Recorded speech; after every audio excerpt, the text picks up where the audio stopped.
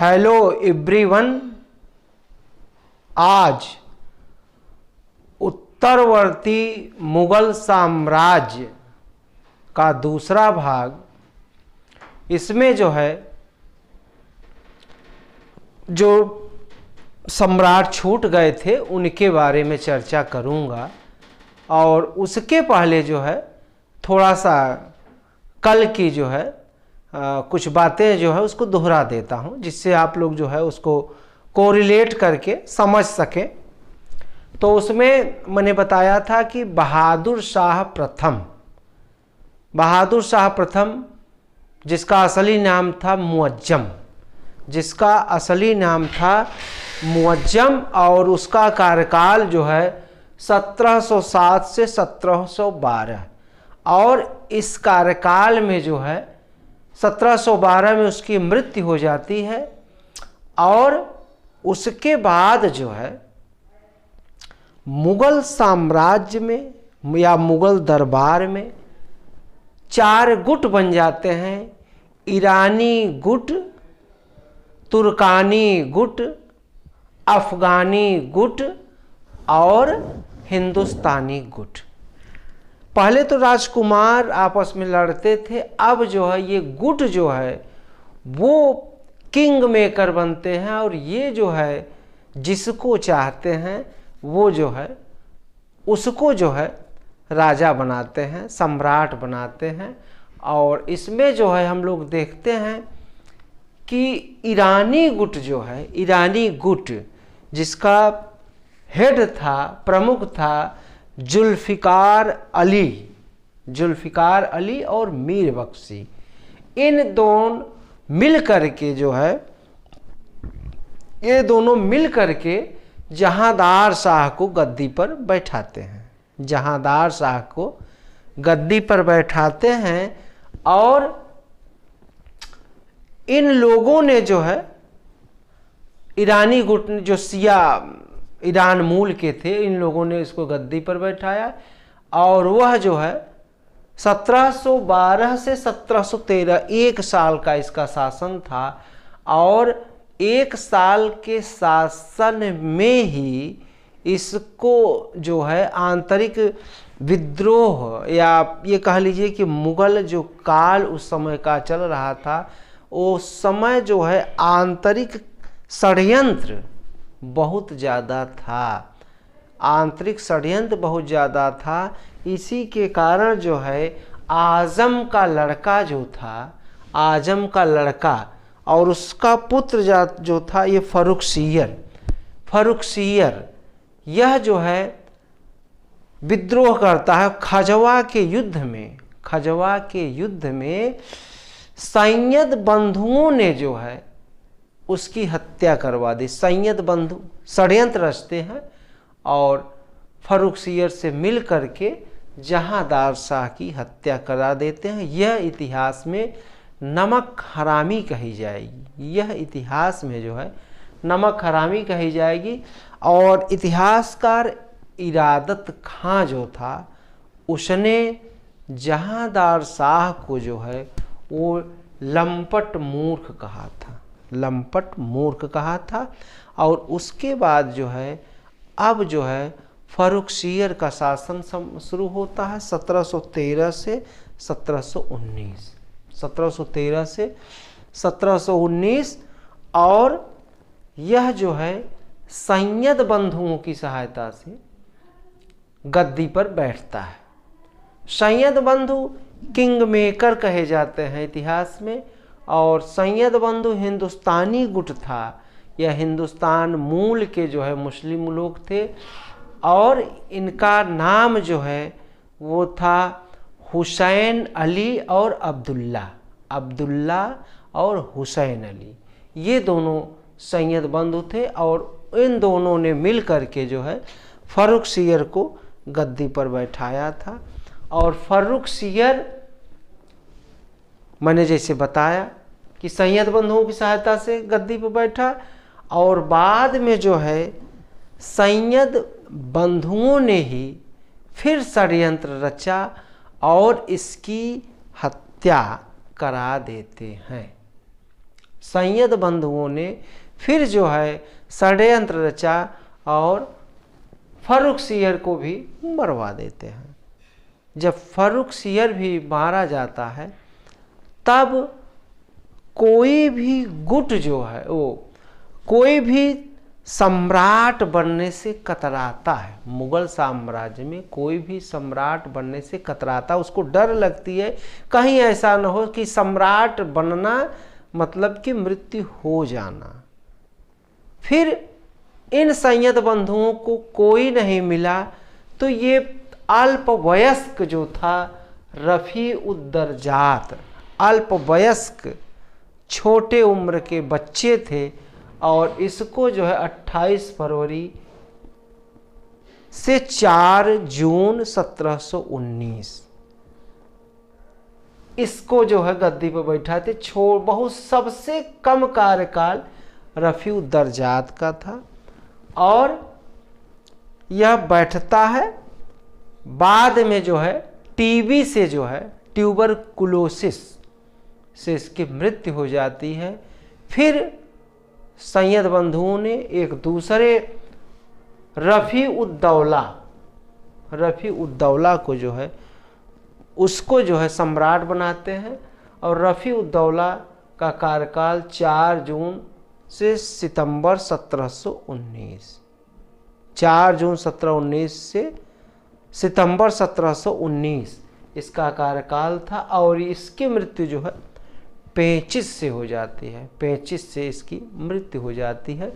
फिर जो है अगला संयद बंधुओं को अब जो है किसको सम्राट बनाए तो एक रोशन अख्तर नाम था उसका, रोशन अख्तर, और 18 वर्ष का वो लड़का था और वह बिल्कुल व्यसन में व्यतीत करता था। समय जो है अपना व्यसन में व्यतीत करता था और उसका नाम वास्तविक रोशन अख्तर था और इतिहास में उसको मोहम्मद शाह रंगीला के नाम से जाना गया। नाम से ही पता चल रहा है।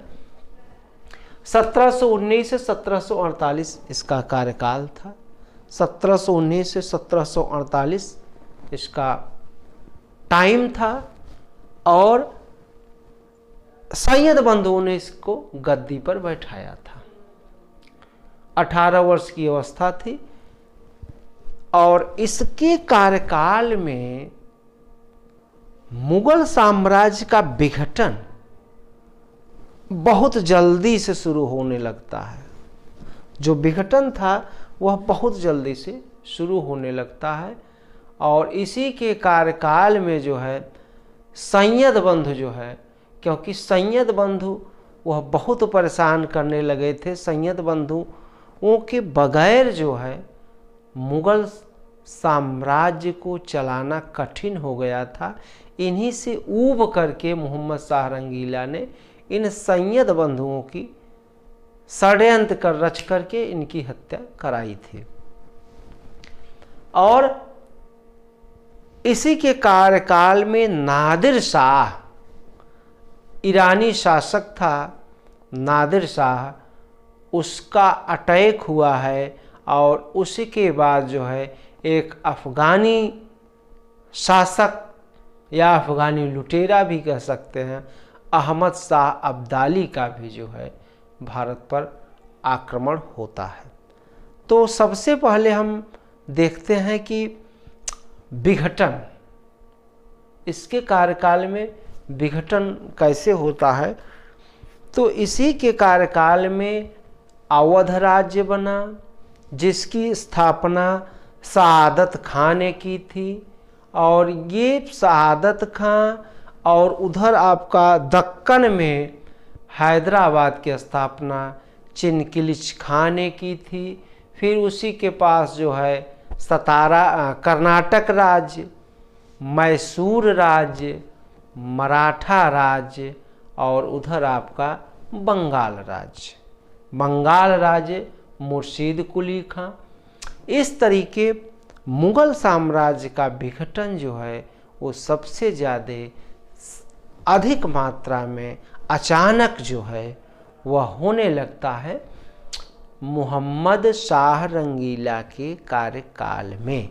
इसका मतलब यह सबसे ज़्यादा अक्षम था, शासन करने की इसको जानकारी नहीं प्राप्त थी और विलासी जीवन, उदंड था, कोई शासन करने की कोई जिम्मेदारी नहीं थी, अयोग्य था। इसी के कारण ऐसा हुआ है। और उसमें जो है सबसे बड़ी बात जो है कि जो चिलकिलिच खां जो था, इसका जो है वह क्लोज था और सआदत खां भी इसके क्लोज थे, एक तरीके से वजीर थे। और चिलकिलिच खां जो है उसका नाम जो है निजाम उल मुल्क भी था, निजाम उल मुल्क। उसी वो और मोहम्मद शाह रंगीला, इन दोनों ने चिलकिलिच खां के कहने पर, चिलकिलिच खां ने ही सैयद बंधुओं की हत्या कराई थी। चिलकिलिच खां ने ही सैयद बंधुओं की हत्या कराई थी। और इसके जो अब हम लोग देखते हैं 1739 में जो ईरान का शासक था नादिर शाह, नादिर शाह का आक्रमण होता है। और 1737 में जो है वो एक बहुत नॉर्मल घर का था, साधारण परिवार था। इसका पिता जो है वो बिल्कुल गरीब परिवार का था और वहाँ ये अपने दम पर जो है वहाँ सेना नायक बनता है और सेना नायक के बाद जो है वो ईरान का शासक बन बैठता है। एक लड़ाकू किस्म का व्यक्ति था। बाद में जो है नादिर शाह जो है वह 1737 में ईरान का शासक बन बैठता है। और शासक बनने में सफवी वंश के राजाओं ने इसको जो है सहयोग किया था और इसको जो है गद्दी दिलवाई थी और वहाँ पर ये सम्राट बन गया था। फिर जो है यह वहाँ पर सम्राट बनता है। फिर ये कंधार पर जो है अटैक करता है और जब ये कंधार पर अटैक करता है तो इसने वहाँ पर अटैक किया और दिल्ली के शासक मोहम्मद शाह रंगीला को इसने कहा था, संदेश दिलवाया था कि अगर जो है कंधार से कोई अफगानी भारत में जाता है तो आप लोग उसको शरण न दें, आप लोग उसको शरण न दें। और कुछ सैनिक जो है वहाँ से भाग कर कुछ उस रियासत के जो है दरबारी या कुछ राजकुमार वो आ जाते हैं भारत में। और नादिर शाह ने अपने सेनापति को जो है वो भिजवाया भारत में, दिल्ली मुग़ल सम्राट के दरबार में। और मुग़ल सम्राट के दरबार में वो आ कर के बताता है कि अगर कोई भी अफ़गानिस्तान से कोई अफ़गानी जो है अगर भारत में आया है तो उसको यहाँ से निकाल दें। लेकिन जो है इसके मंत्रियों ने, सेनापतियों ने उस दूत की हत्या कर दी और उस दूत की हत्या कर दी तो वो जो है नादिर शाह वहाँ से चल देता है और वो जो है वो आ जाता है आपके हरियाणा में आ जाता है। और वह जो है 1739 में जो है फरवरी 1739 में करनाल में जो है वो आता है। और जब वो करनाल में आता है तब मोहम्मद शाह रंगीला यहाँ से अपने सेना के साथ चलता है। और उसमें जो है ईरानी जो नादिर शाह था उसके पास आधुनिक किस्म की उस समय बंदूकें थी और जो हमारे ये मोहम्मद शाह रंगीला था इसके पास जो है पुरानी पद्धति की वही तलवार, हाथी और बड़े भारी भरकम अस्त्र से, जिससे जो है उसमें जो है मोहम्मद शाह रंगीला पराजित होता है। और पराजित होता है तो उसी में जो सआदत खां था, जो अवध का बाद में संस्थापक बनता है अवध राज्य का, वो और मोहम्मद शाह रंगीला, ये दोनों जो है बंदी बना लिए जाते हैं 1739 में फरवरी के करनाल युद्ध में। और वहाँ जब बंदी बना लिए जाते हैं तो मोहम्मद शाह रंगीला ने चिनकिलिच खां को जो है उसको संदेश भिजवाया कि आप जो है आइए और यहाँ मध्यस्थता करिए, जिससे हम लोगों को नादिर शाह छोड़ दे। अच्छा ध्यान रखें, इसी युद्ध में जो है वजीर क्या इसको हम लोग कहेंगे मीर बख्शी जो था, इसका नाम था खान ए दौरा। मीर बख्शी था मोहम्मद शाह रंगीला का, और वह जो है युद्ध में मारा गया। तो चिनकिलिच खां आ करके जो है वह समझौता कराने के पक्ष में आता है, और समझौता होता है 50 लाख रुपए जो है वो मांग करता है नादिर शाह, और 50 लाख रुपए जो है वो रकम देने की बात आई तो चिनकिलिच खां ने 20 लाख रुपए जो है वो तुरंत नगद देने की बात कही, और 10 लाख फिर 10 लाख फिर 10 लाख, 3 किस्त 10 लाख की वो किस्तों में देने की बात आई। और वो किस्तों में देने की बात जब आई तो वो टाइम दिया गया, एक 10 लाख की किस्त लाहौर में, दूसरी अटक में और तीसरी काबुल में, ये बात आई। अब यहाँ देखिए, जब वो लोग छूट गए तो उसी समय चिनकिलिच खां को जो है, ये संधि के तहत छूटे, चिनकिलिच खां ने जो है वह उसको मीर बख्शी मोहम्मद शाह रंगीला बना देता है। तो जब मीर बख्शी बना देता है तो सआदत खां चिनकिलिच खां के बीच में आपस में बनती नहीं है, और सआदत खां ने संदेश भिजवाया नादिर शाह को कि मैं आपको 50 लाख के बजाय जो है हम आपको 20 करोड़ रुपए आपको दिलवाएंगे। आप क्यों इतने में मान गए? आप दिल्ली आइए और मैं आपको जो है 20 करोड़ रुपए दिलवाऊंगा।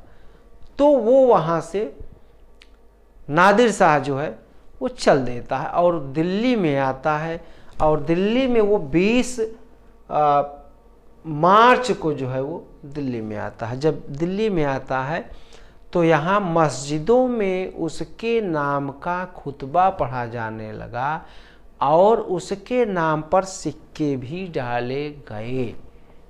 और जब वो दिल्ली में रुका था तो एक अफवाह फैल गई कि नादिर शाह मारा गया और उसकी 700 सेना भी मारी गई। इस खबर को जब पाया नादिर शाह तो वो बहुत क्रुद्ध हो गया। और उसके पहले एक घटना और है कि उसके सैनिक जो है बाजार में सामान खरीदने गए थे सस्ते दरों पर, तो व्यापारियों ने उन सैनिकों के ऊपर जो है अटैक भी कर दिया था। और जब नादिर शाह को बात पता चली तो नादिर शाह जो है 22 मार्च 1739 को जो है वो दिल्ली में कत्लेआम शुरू करा देता है और 20,000 लोग मारे जाते हैं। और उसने सआदत खां को कहा कि अगर हमको जो है 20 करोड़ रुपए नहीं मिले तो हम तुम्हारी खाल खिंचवा लेंगे। यह बात जब सआदत खां को पता चली तो सआदत खां डर के मारे आत्महत्या कर लेता है, और उसका भतीजा जो है सफदर जंग जो है वो अवध का नवाब बना, और उसने जो है 2 करोड़ रुपए अपने पास से अवध से नादिर शाह को दिया और यहाँ से वो कुल जो है 30 करोड़ रुपए नगद के रूप में ले जाता है। और उसके बाद वो ले जाता है कोहिनूर हीरा। उसके बाद वो ले जाता है कोहिनूर हीरा। शाहजहां ने जो तख्त ये ताउस बनवाया था उसको भी वो अपने साथ ले गया। बहुत सारे हाथी, बहुत सारे घोड़े, बहुत सारी सेना और मुगल दरबार में जो सेवक थे उनको भी वो अपने साथ, और यहाँ तक कि जो खजाना मुगल दरबार का था उसको भी वह लूट कर ईरान ले गया। और रास्ते में जाते हुए उसकी हत्या कर दी गई। जब वो पहुंच जाता है बाद में उसकी हत्या होती है। और उसी का एक सेनापति था अहमद शाह अब्दाली। अहमद शाह अब्दाली जो है वो अफ़गानी लुटेरा था और वह सबसे पहले अटैक किया था 1748 में, और वह पंजाब पर अटैक किया था। और उस समय भी मोहम्मद शाह रंगीला का शासन चल रहा था। मोहम्मद शाह रंगीला का ही शासन चल रहा था। और जब मोहम्मद शाह रंगीला का शासन चल रहा था तब उसने जो है अटैक किया था अहमद शाह अब्दाली। और अहमद शाह अब्दाली का एक असली नाम था दुर्रे दुर्रानी। उसका नाम था दुर्रे दुर्रानी और इसका अर्थ होता है युग का मोती। इसका अर्थ होता है युग का मोती। और 1748 में पहला अटैक जो है अहमद शाह अब्दाली करता है। फिर जो है अगला मुगल सम्राट जब बनता है अहमद शाह। अहमद शाह इसका कार्यकाल 1748 से 1754 तक है।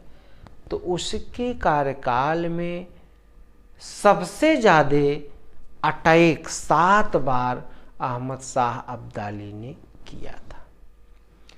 एक बार और ध्यान दे लें आप लोग, जब यह सब घटनाएं हो रही हैं मुगल पीरियड में, तो उस समय यूरोपियंस में जो अंग्रेज हैं वो ईस्ट इंडिया कंपनी EIC वह मद्रास में बैठी है। और वहीं से जो वो लोग भारत के क्षण क्षण की समस्याओं को, दृश्यों को देख रहे हैं। और जब बहुत तेज़ी से विघटन भी होता है, चाहे वो हैदराबाद, बंगाल, अवध, मराठा, सतारा, मैसूर, कर्नाटक, ये जितने राज्य बनते हैं, या फिर अहमद शाह अब्दाली का अटैक।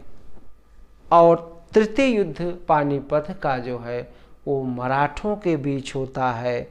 बालाजी बाजीराव, महादधी सिंधिया, सदाशिवराव और सदाशिवराव भाऊ, ये सब मिल करके जो मराठों का युद्ध होता है, पानीपत का तीसरा युद्ध, और उसमें अहमद शाह अब्दाली विजयी होता है और मराठे हार जाते हैं।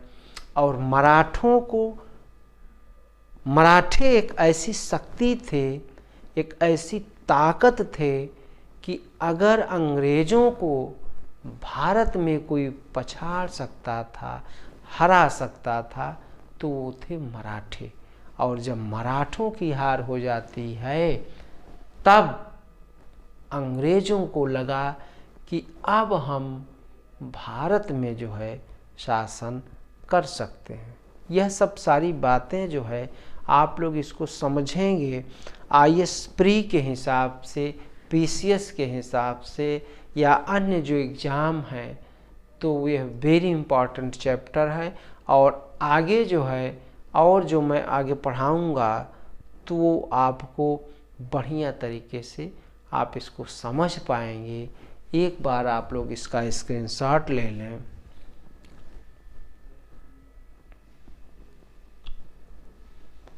आज इतना ही, धन्यवाद।